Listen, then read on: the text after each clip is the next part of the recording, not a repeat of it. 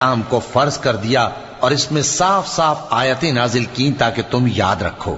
بدکاری کرنے والی عورت اور بدکاری کرنے والا مرد جب ان کی بدکاری ثابت ہو جائے تو دونوں میں سے ہر ایک کو 100 درے مارو، اور اگر تم اللہ اور روز آخر پر ایمان رکھتے ہو تو اللہ کے قانون کو نافذ کرنے میں تمہیں ان پر ہرگز ترس نہ آئے،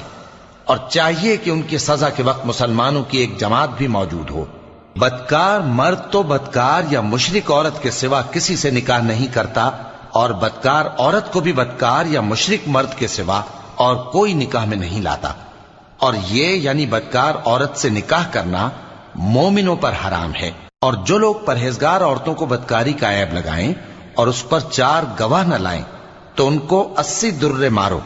اور کبھی ان کی شہادت قبول نہ کرو، اور یہی بد کردار ہیں۔ ہاں، جو اس کے بعد توبہ کر لیں اور اپنی حالت سنوار لیں